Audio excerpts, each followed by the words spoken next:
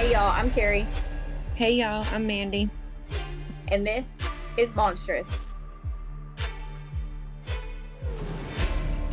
This episode contains topics and language that may not be suitable for all listeners, and topics that may be triggering for some. Listener discretion is advised.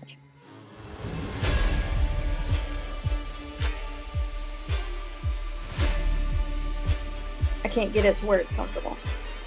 Right. Well, for everyone that doesn't know, I fucked up my knee. Yay. I know, right? So trying to sit comfortably is not fun. Okay. Anyway. Anything new, Mandy, before we get into it? No. You got any new TV shows or movies, books, anything? I've been watching Love is Blind. Love is Blind. Oh, yeah. I've seen a couple episodes of that. I never really got into it, though. Where they don't see each other until they get married. Mm-hmm. Yeah, it's really good. I've watched a few episodes. I think, like, the first, 3 episodes, I think, is what I watched. Really? I like it.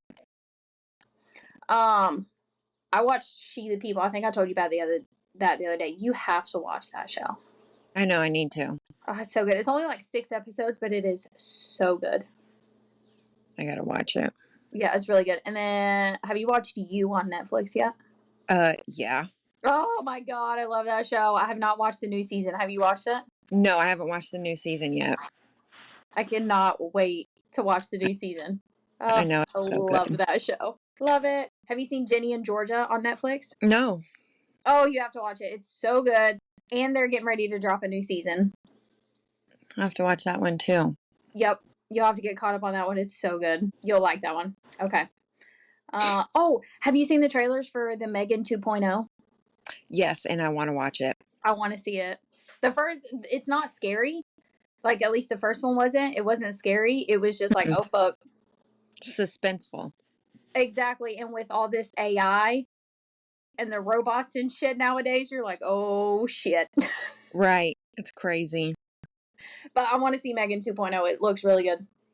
There was another movie coming out this year, but I can't, now that I'm trying to tell you, I can't think of what it was that I wanted to see. Dang it. I think it was a scary movie. They got a lot that's supposed to be coming out. Was it Scream that was supposed to come out this year, or was that last year? I think a new Scream is coming out. Because I believe I seen something that they were making a new Scream, and what's his name? Not Billy, but the one that played. If Logan was here, Logan would be screaming at me right now. Is it Scotty? Billy and Scotty? I don't know. I've seen that movie 100 fucking times. Now I can't remember his name. Michael. He's played by Michael. The guy that plays Scooby-Doo. Oh yeah. Michael something. Yeah. Him, but I heard his character is supposed to be coming back. Oh, that would be a good one. Mm-hmm. Have you watched his new show, his cake show? No. Oh, it's called Killer Cakes. Is it good? Oh, yeah. Logan and I watched the first episode. So good. The cakes are badass. Oh, I bet they are. Oh, yeah. It's on Netflix. I think it's on Netflix. It's either Netflix or Prime Video. You'll have to watch it. It is so good. It's horror-themed cakes. Oh, that'd be awesome. Oh, yeah. In the first one, they had one cake that, jumps up at the judges. Another one, spews fake blood out. It's awesome. Oh, that's cool. Oh, yeah. You'll have to watch it. You'll like it. Okay. Anyway. Enough of that to why everybody's here. So, this is our first full-length official Friday bonus episode of the month. After this episode, every month, you will get a bonus episode on the last Friday of the month. Awesome. Yep. Fun stuff. Okay, anyway. So our case today is one that nearly every American knows about. This was a heavily followed case here in the U.S., and last year, it once again hit the headlines. And I love cold cases. Many find it odd, but all these cases that we cover are awful, okay? They all deserve justice. But I feel that the unsolved cases, I think, give us hope that maybe our justice system, although it needs improvement because it's fucking broken, that maybe they'll get it right, if that makes sense. Yeah. Because, woof. So, like with Lyric Cook Morrissey and Elizabeth Collins' case earlier this week, our case today was never considered cold. even though there weren't answers. But unlike their case, this case was eventually closed and justice was served. So today, we're going to dive into the double murder of Abigail Williams and Liberty German, most widely known as the Delphi Murders. So this case, of course, had a large impact on their family and the community as a whole, but also the entire nation. By now, both girls would have grown into teenagers and become young women. The loss of both girls means their families were not only robbed of their children, but also all the milestones that comes with this time in their lives and those that follow. We have quite a few international listeners, and I'm not sure how much they know about the girls or the case. So I hope that I'm able to capture the impact that the deaths of Abigail and Liberty had on their family and our nation, for them and anyone here in the U.S. that does not know much about the case. So I myself followed the case from the time it became such big news, all the way to its end. But when Andrew Iden and Barbara McDonald released their deep dive podcast called Down the Hill on August 4th of 2023 is when I really became invested in it. Which it is such a good podcast. Each episode is spent laying out the case in detail from the very beginning all the way to the end. So it's only about this case specifically. So I suggest everybody to go listen to it because it is so good.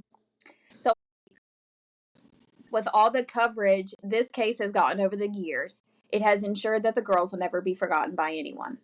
So for those that do not know them, let's meet the girls.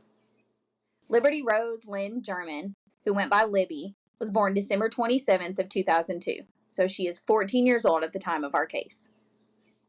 Abigail Joyce Williams, known as Libby, was born on June 23rd of 2003 and is 13 at the time of our case. In 2017, the girls lived in Delphi, Indiana. Delphi is a small farming town with about 3,000 residents and is about 70 miles northwest of Indianapolis. This community is considered to be relatively safe, where everyone knows everyone and no one locks their doors. Both girls were in 8th grade at Delphi Community Middle School, and they were the best of friends. They both loved art and softball, while Abby also had a love for volleyball. And both played the saxophone in the school band. Abby was known for her smile and was always making a craft for someone. At the time of our case today, she had just taken up knitting and found a love for photography. Libby had a love for science and dreamed of becoming a science teacher. She was kind and was known for leaving little post-it notes of love and encouragement for the people in her life. Libby loved to bake and, like her best friend, shared a love for photography. By all accounts, they were both lovely girls and loved being together. On February 12th of 2017, Abby spent the night with Libby. Libby lived with her sister, her father, and grandparents. The next morning, Libby's grandfather took the girls for a pancake breakfast. This day was warm, which is odd for this time in February in Delphi, so the two decided to go for a walk. The girls got ready, and Abby's older sister, Kelsey, dropped them off at the Monon High Bridge Trail, which is about a 1.5 mile trail that runs from Old Highway 25 to Deer Creek or Delphi, Indiana. This trail is a straight line. It ends on an unofficial section of the Monon High Bridge, which is 63 feet high. It's a railroad bridge, and it stands 60 foot high from the ground. And it crosses over a ravine. So Libby's sister dropped the girls off around 1:30 p.m. And the plan was for Libby's dad, Derek, to then pick the girls up from that same exact spot just a few hours later at 3:30. But when this time came and Derek arrived, the girls were nowhere to be seen. Neither were answering their phones. Once it began to get dark, both families began to panic and then contacted police. That evening, the entire community were out searching, but it just kept getting darker, and they didn't find either of the girls. So initially, no one thought that there had been any foul play. They thought that maybe the girls had gotten lost, or one of them had gotten hurt, or just something simple that could explain them being missing. Because who thinks that their child is missing? Right. That was until in the light of day on the following day, so Valentine's Day, that the girls would be found, and it wasn't what everyone had hoped for. Both girls were found dead, and it was clear from the moment they were found that it was a homicide. This case garnered a lot of media attention, but local police were keeping quiet. They had found evidence at the scene, but what they found was not released to the media. Now, as we've said before, police have reasons for doing this. Sometimes they release certain information, while other information they keep close to the vest. And sometimes they don't release anything at all. This is to make sure that the suspect is the right person. As we've said before, they don't want things getting out that's going to jeopardize the case. Now, the girls were found by people within the search party, but they weren't found on the walking trail. The searchers walked along a path that came to an end, so the path just like abruptly stopped. But these searchers continued forward just in case the girls had gotten off the path. The girls were found there off the path about half a mile and then on an adjacent property. Now, at this point, very little was released about the murders, but police quickly released one item. It was a still image taken from a video they had found on Libby's phone, and they believed that the man in this photo was their suspect. This was a grainy image, but it showed a man with a husky build and light blue jeans, a dark blue jacket, kind of like a windbreaker, and what looked to be like a brown hat or maybe a cap with the flaps that go over the ears. Mm-hmm. So I'm going to send you this picture really quick, Mandy. Okay. You'll probably recognize the picture. Okay, I just sent that one to you. Oh, yeah. Kind of blurry. Yeah, so it's really hard to tell who it is. But this photo was the very first and really the only thing for a while that they released. And it was everywhere. In the picture, he does not appear to be any kind of threat, but something about him made Libby take that photo. And by the end, we will see that it was good that she listened to her gut. So following this, on February 22nd, so a little over a week later, police released another piece of evidence. This time, it was an audio clipping. Hoping that someone will recognize the voice, authorities released on the audio clip taken from Libby's phone, where a man says, "Guys, down the hill." This was a chilling reveal. And let me tell you, this clip is just that. Like, it gives you full body chills. So, here is the audio clip they released on February 22nd.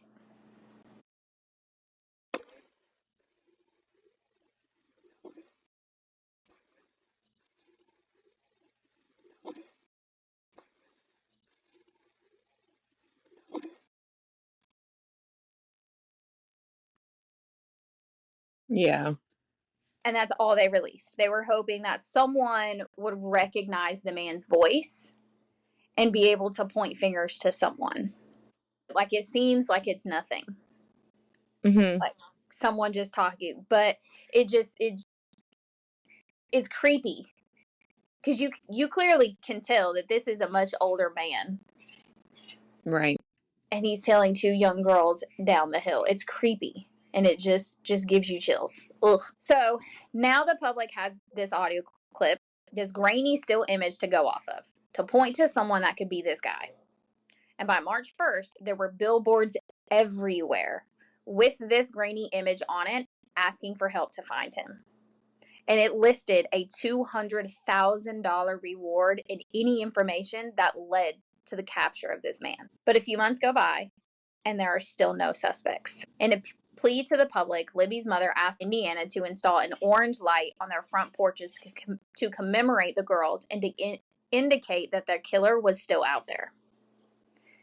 Then, on July 17th of 2017, police released the first sketch from an eyewitness that was in the park that day. This sketch was of a white man wearing a cap. He was described as being between 180 to 200 pounds, had reddish brown hair, and he appeared to be in his late 30s or early 40s. I'm going to send this sketch to you. To me, there really isn't anything that sets this guy apart from any other guy with the same build, but tell me what you think. Honestly, to me, he just looks like a weird, creepy old guy. Oh, he does. Like, I'm sure everyone has somebody in their family that looks like this guy. Right. Just looks like a weirdo. So now with the release of this sketch came a flood of tips with possible suspect. Because again, he looks like any other old guy. So one was the owner of the land where the girls were found, which police had already interrogated this guy on because they were found on his land. This man was 77-year-old Ron Logan. Like I said earlier, the path ended on his land. So, of course, he became suspect number one. Ron did have a history of domestic violence, and the tips about this guy came pouring in, as who many people thought was the guy in the sketch, because according to them, he looked similar to that. The voice on the recording apparently also sounded like him, but when investigators spoke with Ron, he had an alibi that was provided by a family member.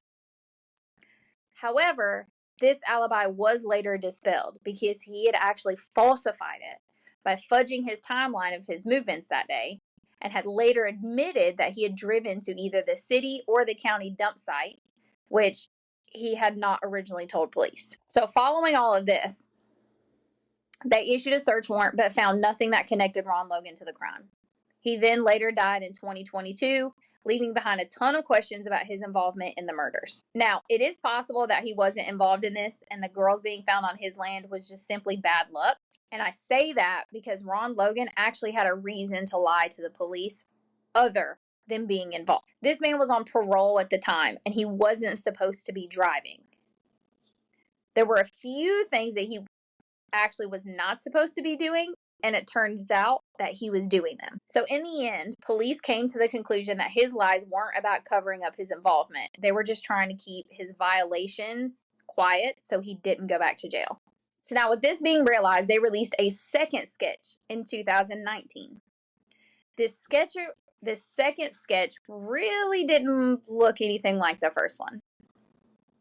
Like, it looks totally different. It looks like a younger guy with curly hair, which caused the police to update their description of the suspect to be aged between 18 to 40 instead of 30 to 40. Which I'm going to send this one to you as well, Mandy. Okay. This guy looks nothing like the first sketch. Like, absolutely nothing. He doesn't look anything like the grainy image of the guy they had released in the beginning. I have no idea where they got this description from, but it is way off compared to the first two images given to the public. Like, way out of left field here. So, there is the second sketch. Oh, wow. It doesn't look anything like it. No. Like, he's not even wearing a hat. Yeah, he's not wearing a hat. He looks way younger. The guy in the photo is overweight. Right. This sketch does not look overweight, and he looks super young. So, no idea where they got this description from, but they did. So, following this, the police released a short video of this guy walking on the bridge. This video was the one that they had taken that still image from earlier that I sent you. So, by releasing this short video, they had hoped that someone would recognize the way that this guy walked or how he moved and be able to identify him. But that's kind of hard because they're on a bridge, a wooden bridge at that. And when you're on a wooden bridge or railroad tracks, the way you move and your gait kind of changes.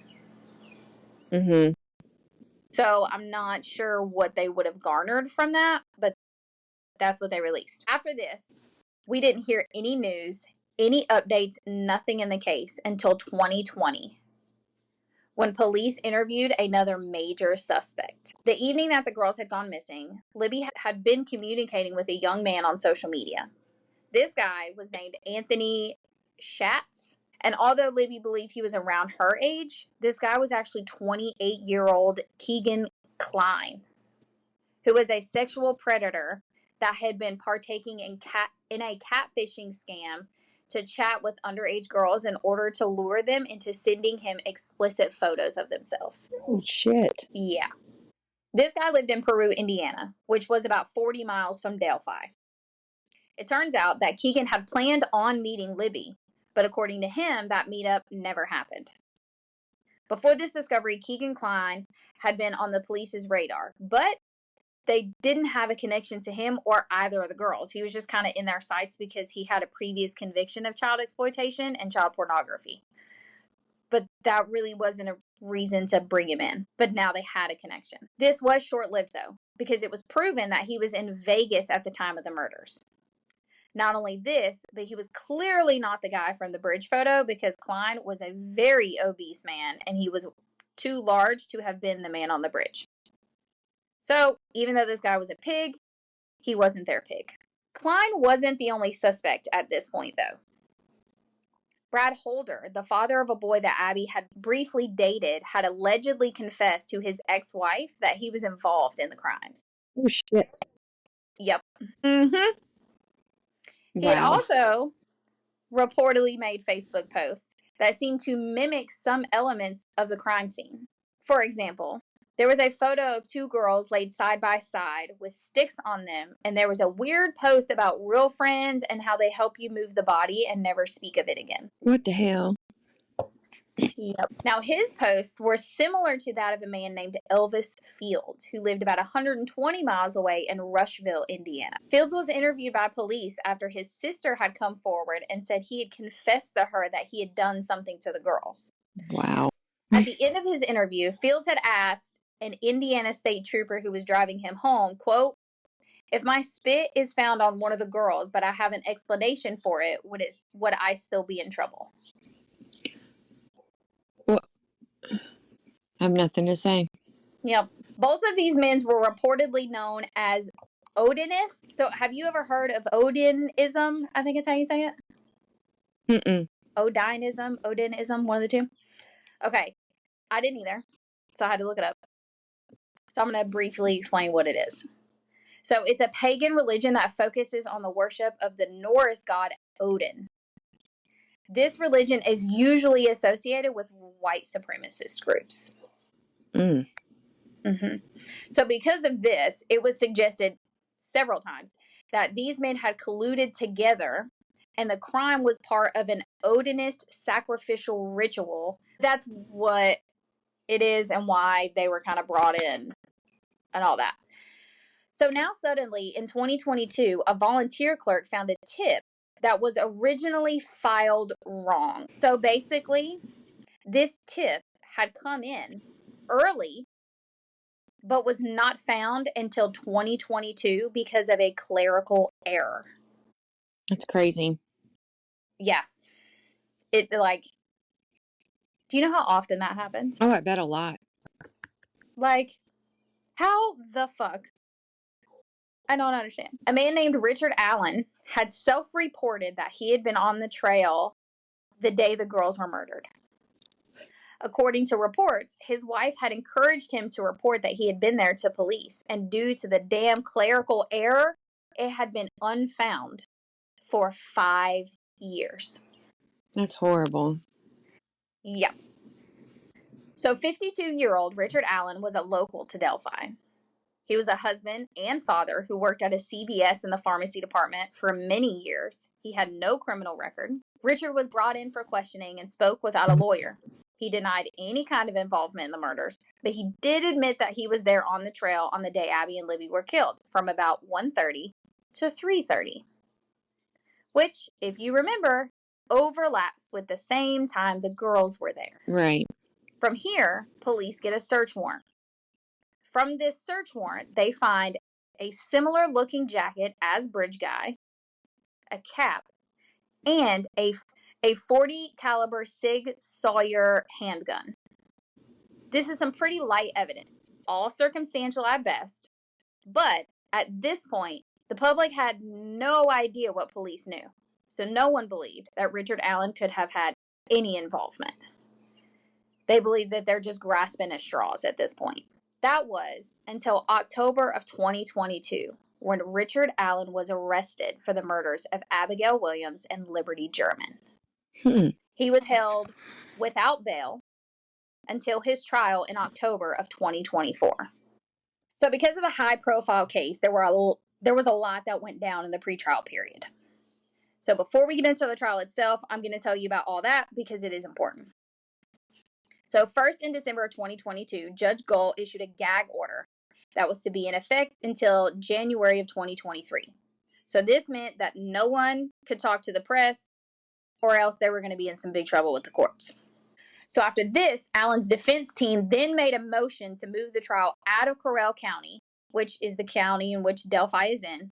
This was done just because of the concern of the bias that was going on. It's a very small community. It's going to be a tainted jury pool for sure. And thanks to the extensive media attention, it was going to be even harder for him to get a fair trial. So although this guy's a pig and he deserves to be buried under the fucking prison, he does have a right to a fair trial, and that was not going to happen here. Then in October of 2023, Judge Gull removed the 2 defense attorneys citing gross negligence, and he replaced them with new public defenders. This gross negligence he removed them for was apparently that crime scene photos had been leaked from inside their office. No way. Yep, crime scene photos that had not been released to the public. Because up till now, the public literally knows nothing. Right. And the public will not find out what happened to the girls, nothing, until the trial. Yeah. A former employee of their office had secretly taken a photo of the crime scene photos and then released them, which this person did end up with criminal charges for doing so. But obviously there's an issue inside your office. Gull claimed that this leak was only one of several ways in which Baldwin and Rozzi had acted with gross negligence. She had also accused them of making false statements. These were her justifications for her decision to remove them. Allen then, of course, appealed the removal of his attorneys to the Indiana Supreme Court, asking that the court do 3 things. First, to reinstate his original defense team. Then, to replace Judge Gull as the presiding judge. And lastly, to set a speedy trial date within 70 days. This didn't go exactly as Allen wanted. So the decision to keep Judge Gull was unanimous. They did not replace the judge. But they were split on whether or not to reinstate his original attorneys. In the end, they did reinstate them, though. The Indiana Supreme Court said that they did so because, quote, the trial court did not find that their disqualification was a necessary last resort after weighing the prejudices to Allen. So basically, they're saying what they did, although unethical, it didn't cause more prejudice to Allen than it wouldn't in the trial. Right. It didn't do anything. So now the Supreme Court did not allow for a speedy trial, saying that Allen's attorneys had failed to file the paperwork in order to receive that. So, that's your fault, my guy. Right. So all this is going on, along with the jury selection and, all the normal trial stuff from December 2022 until finally on October 18th of 2024 when the long-awaited trial commenced. So the prosecution opened by saying the trial was about 3 things: the bridge guy, the bullet, and 2 brutal murders. First, we're going to start with the evidence that surrounds the murders. As we know, the girls had gone for a walk along the Monon High Bridge Trail. Along the way, Libby had taken a photo of Abby crossing the railway bridge and had posted it onto her Snapchat. Shortly after this, something had then prompted Libby to start recording on her phone, which this is the now infamous video of Bridge Guy. In it, you see Abby walking along the bridge with Bridge Guy a ways behind her. You then hear a man's voice say, "Guys." Then one of the girls responds, "Hi." And the guy's voice responds, "Go down the hill," which that is the clip that you hear. So I'm going to play this video, Mandy. So we also want you to hear the end of this video. The girls interacting with someone, presumably Bridge Guy.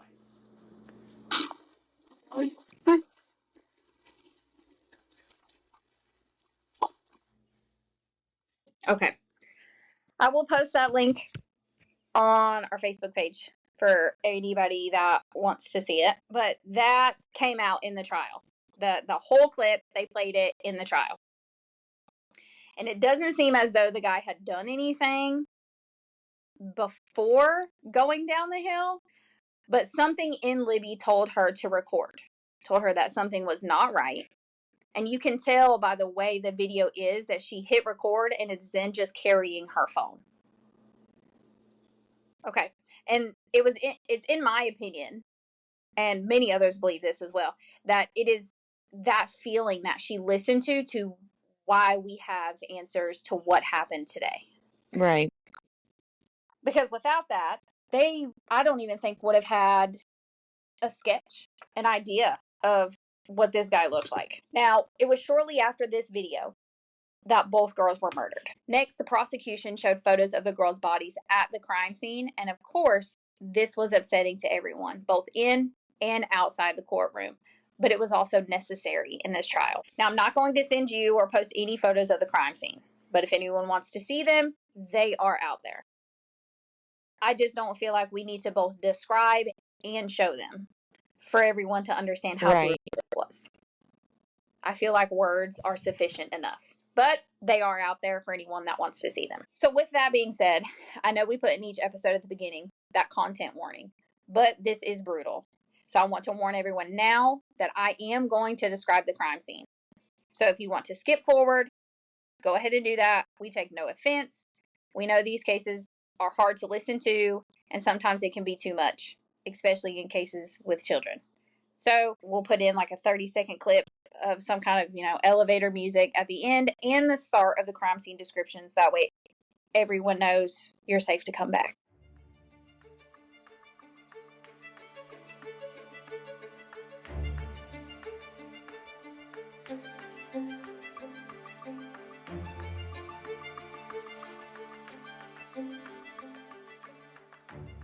Okay. So, for everyone that is still with us, prepare yourselves because I'm going to go into it. All of this came out in the trial. Until then, none of this had been released. So, are you ready? I'm ready. Okay, as ready as you're going to be, right? Right. So, both girls were found lying on the ground a few feet apart from each other and about half a mile upstream from the bridge. Both had huge lacerations on their necks, having their throats cut by their killer. Abby had most likely been killed in the spot where she was found, but testimony from Indiana's crime scene reconstructionist indicated that Libby had been mortally wounded about 20 feet from Abby near a tree and then moved to the spot where she was found. Libby was found nude with her left hand above her head and her right hand down at her side. She had a lot of blood covering her face and her throat, some of this blood being on at least one of her feet as well. While Abby, who was dressed in Libby's sweatshirt and jeans, lay next to Libby with her right leg slightly bent with her right foot crossed under the left. Both girls were covered by sticks, and Libby had a large tree limb lying across her as well. Abby's missing clothes were later found in a nearby creek. So now before I move on, and we welcome everyone that skipped ahead back, there was no evidence of sexual penetration on either of the girls. So if this was a sexually motivated crime, which it most likely was, things did not go as this guy planned. And so it didn't happen as far as least that they can tell anyway. So that was the crime scene that came out during the trial. That's so sad. Kind of leaves you don't really know what to say. Right. Because they're kids. It's just, what kind of monster does that to children? You know what I mean? Like, who does anything to children, but that much just depravity is just not something you can wrap your mind around. It's just, I don't know. It leaves you speechless, really. Disgusting. Exactly. Yeah. You just don't know what to say.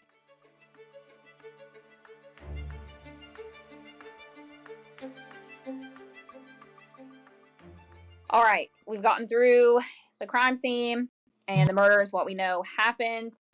And now that everyone is back with us, we're going to tie it all back to the gun that they found in Alan's home. So at the crime scene, they found an unfired bullet on the ground between the girls' bodies. This bullet was the prosecution's second most significant piece of evidence. This bullet found was unfired and belonged to a .40 caliber. The prosecution argued that this bullet would match that of Richard Allen's gun, the one that they had seized in the search of his home. Now, this being an unfired bullet, all they can say is, yeah, it could have been from his gun. But there was no way to say for sure that it came from it, because an unfired bullet does not have the identifying marks on it like a fired bullet has. So what happened was that the state's firearm examiner testified that she had compared cartridges fired from Allen's gun to the unspent bullet and concluded that they were a match. So, according to the prosecution, this was pretty powerful evidence for the jury to have. There was also an analysis done of the bridge guy, which leads us to the third point of the prosecution's case. A witness said she saw a man that day in a blue jacket and jeans, and they were both muddy and bloody. Why the fuck she didn't call the police, I don't know. I see somebody come out of the woods covered in mud and blood. Clearly something is wrong. Yeah, clearly he did something. Yeah, either he did something or he's hurt. Like, somebody call for help or something. Yeah. I will never understand those people. So this description that she gave fits the man seen in the video. But the question that remained was, is bridge guy Richard Allen? According to the state, it was. This is partly based on a video clip of bridge guy saying, "Go down the hill." So a voice print had been conducted, and according to a state's police officer who testified, he said that following his analysis, he was able to identify Allen as the man who belonged to that voice. Next, the state would offer up Allen's own confession that he was bridge guy and the murderer as evidence of his guilt. Originally, the prosecution stated that Allen had confessed a total of 61 times while he was incarcerated to being the one that had committed these murders. This number was probably exaggerated for the purpose of the trial, but he did confess like a lot while he was incarcerated to several different people. It's like once these guys get arrested, they can't not talk. Right. That's what it seems like. Like every one of them, as soon as they get handcuffs on, they're talking all about it, telling anybody that'll fucking listen. Just Jesus. So now, as a normal part of trials, the defendant undergoes a mental health evaluation, and that was no different here. Allen's treating psychiatrist, Dr. Walla, said that Allen confessed to her that he had in fact committed the crimes. She said that Allen claimed he had intended to sexually assault the girls and led them to a private place off the trail to do so. But he was interrupted by a passing van. So this is when he panicked, cut the girls' throats, then threw sticks on them and covered them up and fled the scene. I don't know what to say. Yeah. To support this testimony about the van, a local man named Brad Weber testified that he had crossed that area in his white van around 2:30 p.m. on the day of the murders. More damning were the phone calls that Allen had made to his wife and mother. During these, he said that he did it, that he was sorry. This was all despite his wife and mother saying they didn't believe it, they didn't think he did it, and that they didn't know why he was saying it. All of these calls are recorded because he was in jail. So nobody can say these calls did not happen. Oh, he did it while he was in jail? Yep. After he was arrested, he made these calls to his wife and his mother saying that he did it. Mm-hmm. But they're like, no, Wow. I don't know why you're saying that. You would never do something like that. Bitch, he's telling you he did it. Right. Like, why are you going to sit and tell him, no, don't say that. You would never do that. Like, you're dumb. Like, I get not wanting to believe someone you love would do that, but he is flat out telling you he did it. Oh, Right. I don't get it. So now the prosecution closed out their case by saying they had the bullet, they had the confessions, and a brutal double murder, and it all pointed to Richard Allen. And now it was the defense's turn, and they put up one hell of a case. Like, they were public defense attorneys, but they did a pretty damn good job in this case. Not gonna lie. That's a surprise. Exactly. They did their fucking job. So for anyone that doesn't know, in a trial, all of the burden is on the prosecution. They have to prove the person did it. While the defense, all they have to do is plant doubt. They just need one juror to have doubt, and that's it. And that is what they were out to do in this trial. And they tried to plant it on every single front that the prosecution threw out. So the defense started with what they called shoddy police work. They pointed to how the crime scene wasn't properly secured and stated that it was trampled all over. They went on to say evidence had not been collected properly, nor was it processed correctly. There were shoe prints not processed, and those branches that were laid over the girls were not taken into evidence. Instead, they were moved to the side and left behind. They tried to cast doubt on the bullet, saying that there were no photos taken that showed the bullet was there to begin with, making it seem as though it was faulty evidence. They said with all the law enforcement and people there, one of them could have simply dropped it. Damn. Yeah. Then they go on to point out that several key witnesses that had spoken with police were lost, and the recordings were quote unquote accidentally recorded over. Which these were all done early on in the case, and according to the defense, they were also potential suspects. And now they didn't have those interviews to look back over. Then we move to the hair that was found in Abby's hand, which was not tested until 2024. Why so long? No idea. I wondered the same thing. No one, from what I could see, no one ever says why it took them so long to test it. This hair did not match Richard Allen. Instead, it belonged to her sister. Belongs to her sister? Yep. But honestly, it really doesn't change the outcome. How did her sister's hair get in her hand? Well, if you remember, that Abby lived with her sister. They were also in her sister's car that day. That hair can easily be explained to why it's there. It could have transferred when she hugged her sister goodbye. It was, it could have came from the inside of her sister's car. And, when she's grabbing at her clothes or whatever, could have just simply gotten in her hand. But it doesn't look good for the investigating police, who hadn't tested the hair a lot sooner. Looks really bad. Yeah. So next, the defense would go on to attack the other major points the prosecution had laid out. They start with Bridge Guy. No one had ever pointed to Richard Allen being Bridge Guy. No one had ever pointed to Richard being the voice on the audio clip, or the man seen in the photo, or the video that they had released. Not one finger was pointed at Richard. And then, that voice analysis, well, that was conducted by a police officer who had heard the audio from the bridge, then listened to hundreds of voice messages from Allen, and came to a conclusion that they were the same voice. So there's no scientific evidence in that method at all. That's wild. Yeah. So now we move on to the bullet, which the defense team calls the magic bullet. Now, remembering that the state expert concluded that this was a match to Richard's gun. But in her first test, the expert ejected 6 different bullets from Allen's firearm, which makes sense when comparing them because the bullet found at the scene had not been fired, it had been ejected, it just came out. But the markings in the lab didn't initially match those on the bullet found at the scene. This was when she decided to fire some of the rounds and then compare them. But that's not really scientific either. To compare an unspent bullet to one that has been spent, that doesn't make sense. Right. Then the defense pointed to the fact that no other firearms were used as a comparison. She only compared this bullet to the gun that belonged to Richard Allen. So I'm going to elaborate here a little bit. So a fired bullet has marks that are called imprinted marks, which are left behind from the gun barrel that fired it. Each gun, no matter whether it's the same gun, different gun, same caliber, or whatever, each individual gun leaves behind its own significant, unique imprinted marks. None are the same.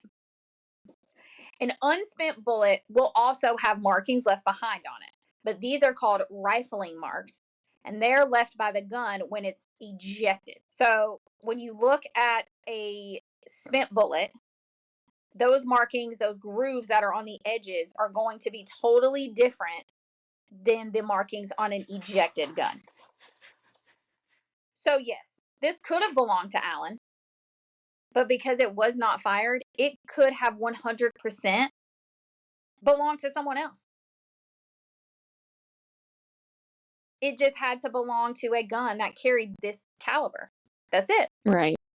Then the prosecution presented evidence that was meant to cast doubt on the prosecution's timeline of the murders. So Libby's phone had recorded the video at the bridge at 2:13 p.m. But the phone stopped moving about 20 minutes later, around 2:32 p.m. According to the prosecution, the girls had been murdered by this time, or right around this time. Then Alan fled. The defense, who brought their own digital expert, who testified that Libby's phone had been accessed by headphones being plugged into the headphone jack at 5:45 p.m., just seconds after a phone call had come in. Then the headphones were removed at 10:32 p.m. Yeah, I don't know how in the world you can tell that on a phone, but apparently this guy could. That's what I was going to say. Like, apparently there's a record somewhere in your phone each time you plug something in. I don't know, but he figured it out, according to this guy. So this puts a huge hole in the state's timeline, because according to them, the girls were dead by 2:30 that day. It is entirely possible that someone had used her phone, but according to the defense, it's just as possible that the girls were taken somewhere else, held, and then murdered, and then brought back to the bridge where they were dumped. Yeah. Doesn't really make sense, but it's possible. Right. So lastly, the defense would address what was really the strongest evidence against Alan. And that was all the confessions. They said his confessions were made under duress, and after he had apparently suffered a massive mental breakdown and had a history of depression and anxiety. And he had been placed in solitary confinement for like 13 months. And according to them, this was when he started to confess. They also said during this time, Alan had begun to demonstrate extreme behavior that was consistent with psychosis, like banging his head on the wall repeatedly. He ate part of his Bible, washed his face in the toilet, shit like that. Holy shit. Yeah. Fucking guy's got some problems. But according to Dr. Walla, these behaviors were not psychotic. He was faking it. While the defense experts said Alan was clearly psychotic by pointing to the extremity and the length of these behaviors. They said, yeah, sure, some people can fake these things, but Alan's were so extreme and so prolonged that it was obvious he was not faking. The defense then elicited from Dr. Walla, while she was on the stand, that she is a true crime fan and that she had researched Richard Allen in the case outside of her normal work, and that she had also engaged with other people online about the case before and during his treatment. Oh, that's not good. Yeah. She had apparently also used her personal computer to access the DOC's database to gain information about the case, which is illegal as fuck. Right. They were also able to get out of Dr. Walla that she had occasionally shared information from her research on the case. Not looking good for her. Lady, I do not want you to take the stand if I ever have a criminal case, okay? Stay the fuck out of my case. Like, no. So this testimony really hit the prosecution's case hard, because now people are wondering if she had fed Richard Allen information and bits of evidence that he would later repeat in his confession. That makes sense. Yeah, they're like, I don't know about this. So it's very clear that the defense did their job in this case. In my opinion, they did a damn good job on rebutting the prosecution's case. They really did. Yeah. Like, if I need a defense attorney, these are your guys, okay? Don't go out and do some shit to need a defense attorney, but I'm just saying. Because they did their fucking job. But would it be enough to get Richard Allen an acquittal? In the end, after a 4-week trial and 4 days of deliberation, the jury came back with a verdict. Richard Allen was guilty of the double murder of Abigail Williams and Liberty German. They still found him guilty? Yep. Wow. So that defense did a damn good job, but the evidence was too strong. So everyone in the country was filled with emotion after the verdict was announced. There was shock, despair, sadness, and even relief. This case had the public divided. There were those that held on to grave doubts about Allen's guilt, and the rest knew without a doubt that he was guilty and the system got it right. Richard Allen's sentencing took place on December 20th of 2024. And as normal, their families gave impact statements before Judge Gall handed down her sentence. I'm going to read each of those statements, along with what Judge Gall had said that day. Each of these are kind of lengthy, and some may want to skip past and not hear them. I encourage everyone to listen to each one, Each of these statements are heartfelt pleas and words from those that are forever impacted by Richard Allen's choices, and I feel that their words should be heard because they matter. So each of these I'm going to try to get through without choking up. Okay. I don't know if that's going to happen. But everyone, bear with me as we read through these. So the first to speak was Libby's mother, Carrie Timmons. In part, her statement read, quote, "That day changed all of our lives in so many ways forever. Libby was always my go-to for advice. She somehow would have known exactly what to say in this situation, and I have no doubt that she is currently holding my pen. I had no problem getting the word out when he was just bridge guy and had not been identified. But I honestly don't know how to process the fact that a husband, a father, is capable of the horrendous acts of brutality inflicted upon our beautiful children. I was totally blind to the fact that such evil actually existed. I don't know which is worse, knowing or not knowing." End quote. Next was Libby's cousin, Josh Lank. And he said, quote, "I would like to start off by thanking the prosecution team and all of the law enforcement who was involved in this case for the countless hours of your guys' time that was dedicated to this case. And I can't thank each of you enough. You can tell from the beginning that this case was very important to them, and they did everything they could to find justice for those two beautiful girls. I would also like to thank our little community. You guys have been so kind to our family with the love and support you have shown us. From painting the town teal and purple to feeding us every day throughout the trial. I seriously can't thank you guys enough. Our town may be little, but this goes to show that in time of need, our community pulls together. Libby is my cousin, but the bond we had together was a brother and sister bond that nobody could break. When we were younger, we were together almost every day. It was always Kelsey, Libby, my brother, and I. We would ride the bus to my grandma's after school, and you would never know what kind of trouble we would get into. Libby was one of a kind. She would give the shirt off her back to someone that she thought needed it more than her. She was always trying to find ways to help people and make things easier on everyone. She truly was going to do great things in life. I will forever remember Libby by the amazing memories we made and not how Richard Allen left them on February 13th, 2017. He took so much away from both those girls. They had amazing lives ahead of them. The pain he has put both our families through could never be forgiven or forgotten. The things we had to see, we will never be able to unsee, all because of him. This man has made my life and my family's lives a living hell for the past 8 years. Now it's time for his life to be living in hell. 23 hours a day, no communication, isolation from everyone. That is what this man's life is going to be like until he dies. Richard Allen took two amazing little girls with so much life ahead of them, from my family and the Williams family way too soon. And for his action, I hope and pray he lives the rest of his life thinking of the mistakes he made that day. I would like to leave you with this. God doesn't have a place for sick, twisted-minded individuals like Richard Allen. The devil has a special place in hell for him, and I hope the prison community can get him there quicker than the sentencing. He is a dead man walking. Judge Gull, I ask you that you take into consideration the max sentencing with no parole. There should be no way this man has a chance to get out of prison and be able to have the ability to do what he did again. Granting him no parole will solidify that." End quote. That gave me chills. Yep, and he got it right. Dead man fucking walking. Yep. So the next to speak was Libby's grandfather. He thanked the prosecution, the investigation team. He said to Judge Gull, quote, "Honorable Judge Fran Gull, we appreciate your firm, fair guidance and direction. Your ability to ward off all the unnecessary noise and acts that were deployed during this process. Thank you for standing firm and staying focused on what needed to be done.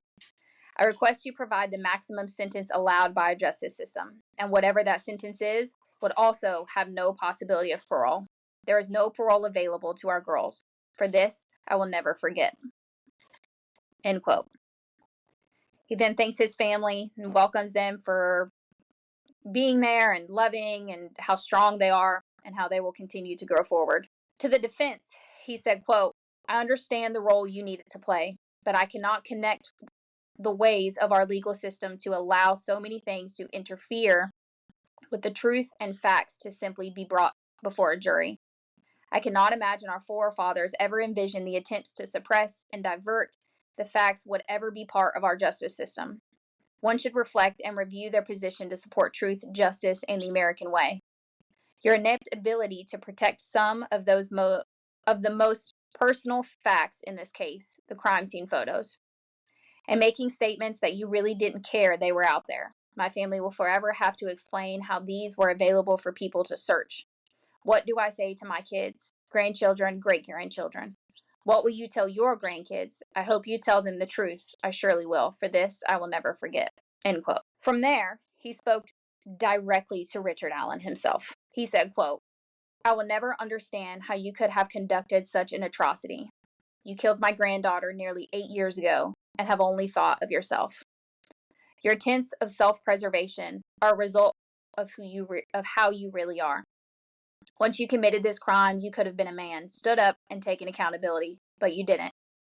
At any time during these proceedings, you could have stood up and taken responsibility, but you didn't, and were only concerned about yourself and tried to get away with murder. Actions always speak louder than words. By being so selfish, you continue to punish and hurt my family. For this, I will never forget. Your act of murder has tested my faith. I am still not ready to provide forgiveness, when I am able to, it will be for my own faith and conscious, not yours. For this, I will never forget. I've never felt such hatred and should not be this way towards another human being. What you have done has impacted so many people's lives. Will we heal with the help of our pastor? I'm lucky to have a great family and will enjoy the rest of my life helping and watching all of them grow from our kids to our great-grandchildren. This is something you will not get to take away, and you will never get to experience such joy and love as what my family has. Lastly, hope the rest of your days are spent in as much fear as the girls had to experience the last part of their lives, and hope those moments haunt you the rest of your days. You deserve no better. Now is the time to stand up and take accountability. Put a stop to any future attempts to appeal so we can let Libby rest in peace. End quote. Wow. It's a lot. Mm-hmm. And it's rough. So after Mr. Patty, Libby's grandmother, Betty Patty, spoke, which I love that name. Betty Patty. It's like the best name ever. Mm-hmm. She spoke. She spoke to Judge Gold first. And she said, quote, where does one start? How does one explain the effect of how one choice a person makes has on an entire family or generations to come? I don't think one can really explain and do it justice. There are not enough words in our language that begins to paint the picture of the grief we live with each and every day. Richard Allen was an adult, and he should be held accountable for the choices he made on February 13th, 2017. He chose not to go to lunch with his mom and sister. Instead, he chose to drink beer for liquid courage. He chose to lay in wait for his victims, to order them down the hill. He had the opportunity to let Libby and Abby go when the white van drove by, but he chose not to do so. Instead, he chose to take them across the creek where he viciously murdered them, making sure they were dead before he went home and continued his life. Richard Allen viciously and heartlessly stole the choice to live from Abby and Libby that day. He was a coward and didn't want to be held accountable for his heinous choices and actions. So he just killed them and went home. I guess in his eyes, he was nice enough to make sure they were dead before leaving so they wouldn't suffer. A few days later, he developed photos for the family that would be used at Libby's funeral. He stood there watching the family members as they struggled to keep their composure while dealing with an insurmountable grief and preparing for the unthinkable that lay ahead, not blinking an eye, with no remorse. I wonder what he was thinking. Our lives turned upside down that day, never to be the same again. Abby and Libby, two young teens with their entire futures ahead of them. That's where I'm going to choke up. Yeah. Ugh. They never got the opportunity to make their marks in the world. He stole that from them. Libby never got to go to prom, graduate, go on dates, go to college, get married, or start a family. She never got to be the best aunt ever. He robbed us all. The world was robbed of what could have been. All the while, he went on living. He was able to walk his daughter down the aisle and give her away at her wedding. I wonder, did he think of the girls at all while walking her down the aisle? Our families will never get the privilege of watching Libby or Abby walk down that aisle. He took that away from us. The impact of Richard Allen's choices made that day has haunted our families for almost 8 years and continues even now. Because of choices he made and subsequent arrest, he was appointed 2 lawyers to defend him. Those lawyers have done nothing but twist the knife around and around in our wounds Richard caused that day. Because of one lawyer's sloppiness, sealed crime scene photos of Libby's naked and mutilated body were left unattended, allowing images to be taken and spread around to people on the internet. As recent as this week, those crime scene photos are still being shared on the internet for no good reason or entertainment by many. Sharing those photos changes nothing. It doesn't solve the crime. It doesn't bring the girls back. So now, because of Richard Allen's choices that day and his lawyer's sloppiness, the impact has now become generational for us. One day, when Libby's nieces or nephews decide they want to learn more about their Aunt Libby, they may be faced with those horrible crime scene photos that were so carelessly taken care of. I wonder if his lawyer would have been so careless with those photos if they were photos of one of his children. Would he still have felt no accountability because he was snockered? And then you have the other lawyer who sat in the judge's chambers and stating he really didn't care that the photos had been leaked. I wonder if he would have been so callous and uncaring if those were photos of his children's naked and mutilated body being shared. Would he still not care? No. These professionals are allowed to claim no accountability for their actions and move on to the next case, disrespecting and devaluing the next victim and their families.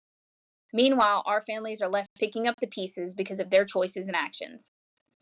In the end, all these choices made by the defense team, the fallout our families now have to live with falls directly on the head of Richard Allen because of the choices he made on February 13th, 2017. I could go on and on about what we lost that day, but it would change nothing. The deafening silence in the house, the milestones missed, the grandbabies never to sit on our laps, the impact Libby and Abby would have had on so many lives. Talking about it won't bring them back to us.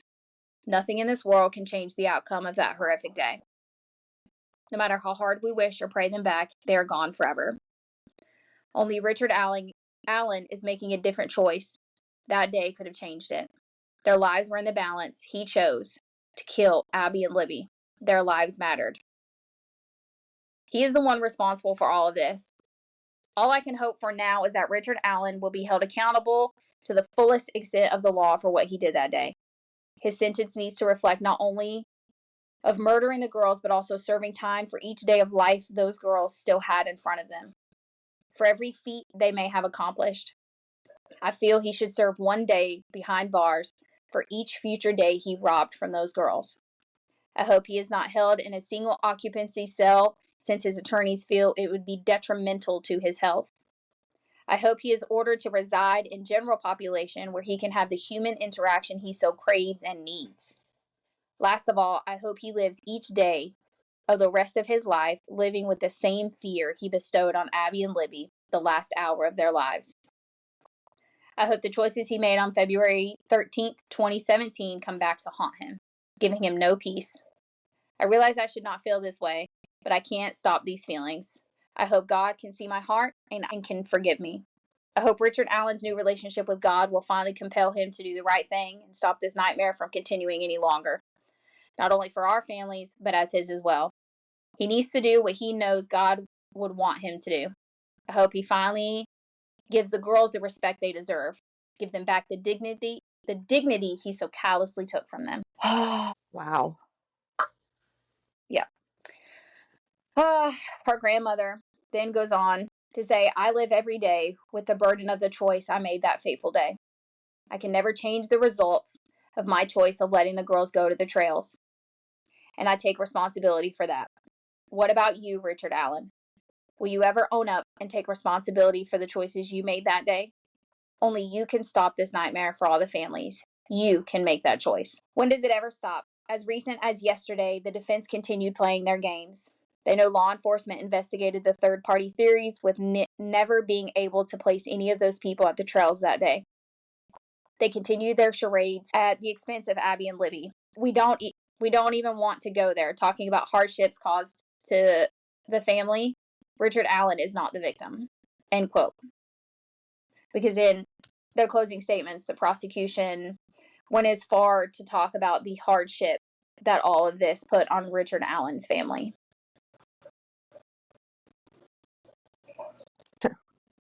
Yeah. Yep. They painted him as a victim in all of this. Wow. Yep. Abby's grandmother talked. I don't have like direct quotes from her statement. But she talked about how it wasn't a day of sadness. That her family was not going to be going home and celebrating, that they were heartbroken, that it was impossible to write, that Abby was the first and only child of her firstborn son. She said Abby's most popular phrase was, "Do you need help?" She said that it was terrifying for her to think of what happened to Abby that day. She said it's so terrifying that it wakes her up in the middle of the night. She's terrified of what Abby saw and felt and heard in that last hour of life. She talks about how she also realizes that Abby would have been humiliated during the trial, that she was a very modest girl. She didn't show off, yet there were photos of her mutilated body everywhere in her most vulnerable state. And there were people sharing those photos. So after that was Abby's grandfather. He just, he started saying he wasn't an articulate man, that he was a bolt and wrench kind of guy. He said for those last 7 years, their daily lives had been a very difficult process.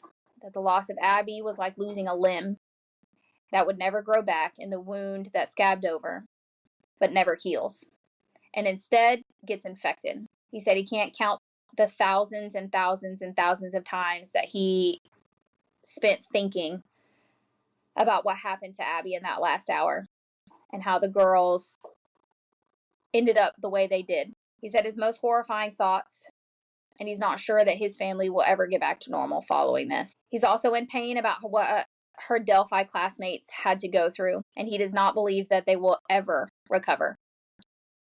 Because still to the day of the trial, and all of this is being said, some of them were still being seen in therapy. He said directly to Richard Allen. Yeah. Because they were very popular girls. And they were old enough that it was a very significant impact. He said directly to Richard Allen, quote, "You stole our future, but you will not take away our memories. How could you go through your daily routine when we can't get through ours?" Richard Allen, you say you found God. God was not lost. God was here before Earth was created, and he was there on February 13th. The girls knew God. I have no doubt that they are in a good place.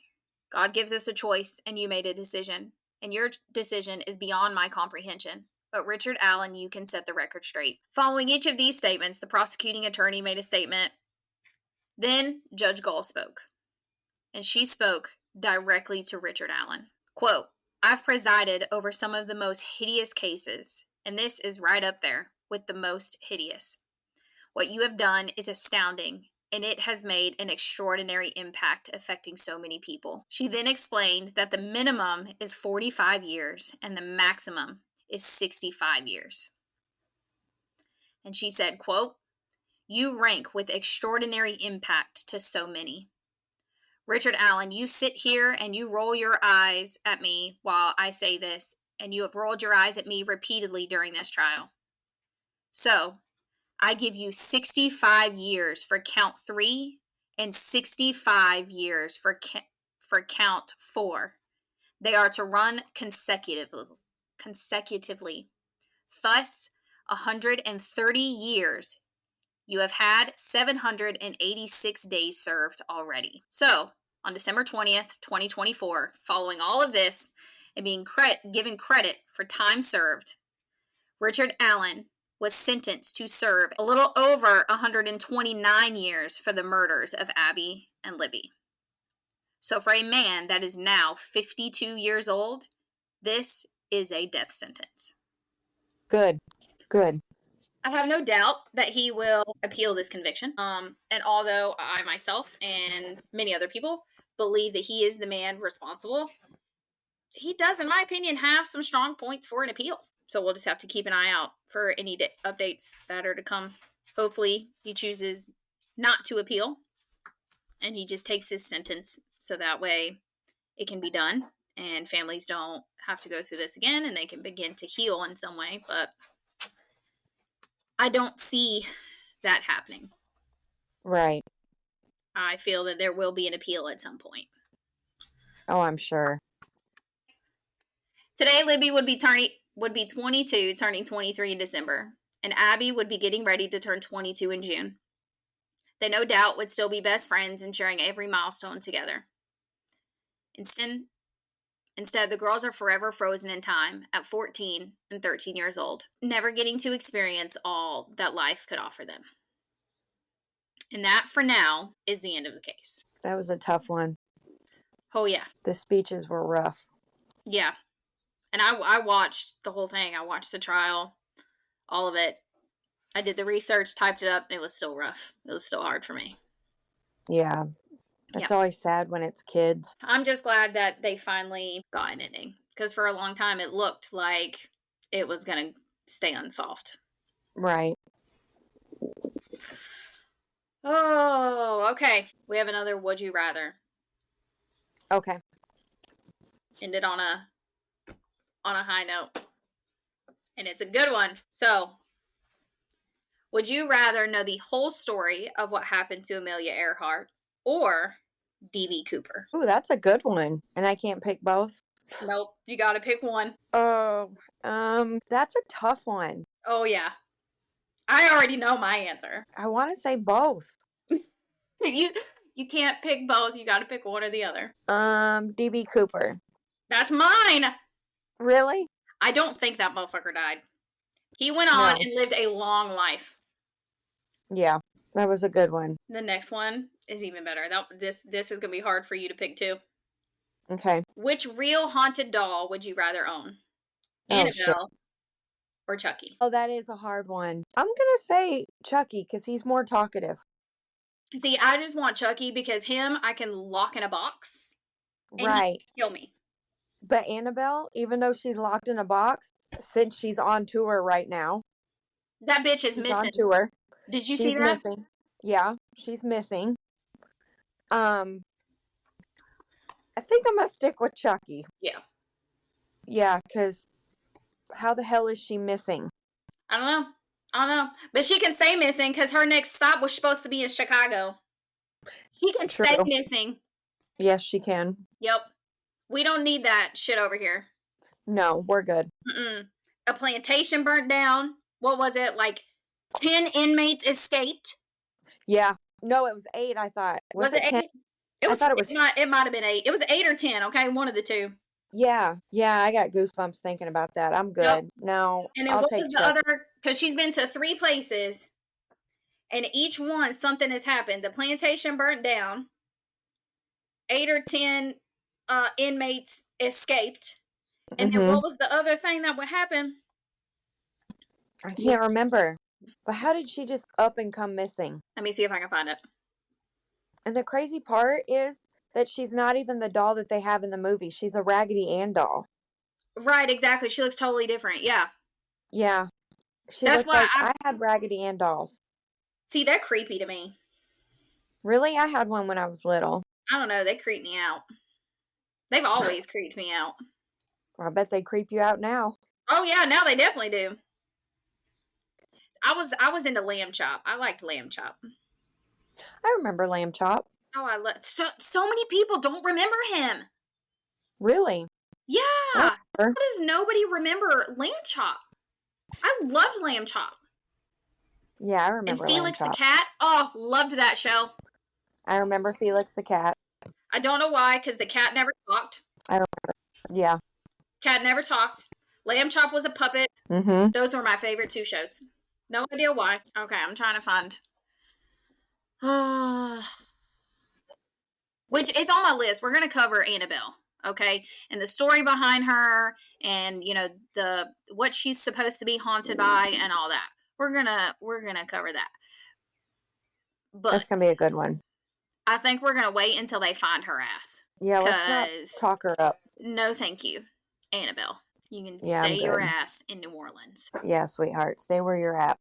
That's what the problem is. Annabelle's fucking lost. Now she's fucking with our shit. Who's Annabelle? That fucking haunted ass doll that's missing. You know, from like the movie. Oh. Yeah, she's missing. Since you're not. Like, how the fuck do you lose track of a haunted doll that is in a box? The fuck? Why would you take it out of the museum to begin with? Like Lorraine Warren said, do not ever move this doll. Don't do it.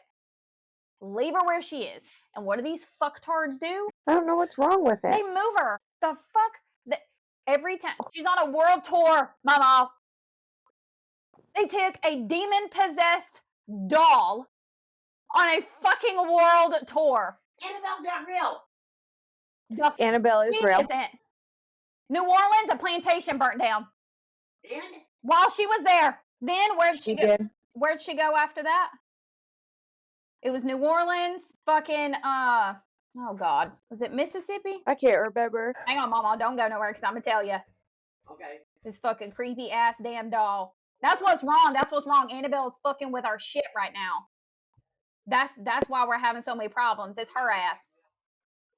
I already checked it. It was junk. Yeah, Turn me on. that's why we're having so many problems, Mandy. Damn Annabelle. Probably. Yep. So first she was in, where did the house burn down at? Or the plantation, I mean. Mm-hmm. That was in Connecticut. Nope. She was in Connecticut originally. They took her from that museum, which they were told, do not move her from here. Don't do it. She is a demon-possessed doll. Okay? They moved her from there. There they went to New Orleans, right? A plantation burnt to the ground. Okay? Then from there, they went to San Antonio, Texas, where 10 fucking inmates escaped prison. Now the bitch is missing. You want to know where her next stop was? What? Chicago. No. Keep the bitch over there. She can stay missing. She can stay missing. Don't nobody need to go find her. That is why I would rather own Chucky. I'm good. No, thank you. Chucky, I can lock in a box and his ass can't get out. Right. Nope, I don't want no Annabelle doll. Anyway, before Annabelle fucks our shit some more, we need to. In the ship. Yep. We've done had to restart recording 3 times. Nope. We've never had to do that. No, never. That's what I'm saying. That's what I told my mom. Annabelle is messing with our shit. She don't like us talking about her. So we're going to end it before she really messes with us. Right. We don't need that. Okay. So I think that's it. We'll be back on Monday for our new episode. As always, you can find these pictures, the links, all of that on the Facebook page. Those will also be in the episode description. Give us a rate, a review. Don't forget to subscribe so you get notifications when these new episodes air. Check out our TikTok, our Facebook account, so you can answer these would you rathers. And that's it. That's all we got for our bonus this month. Whoop whoop. Yay! Jazz hands. Yeah.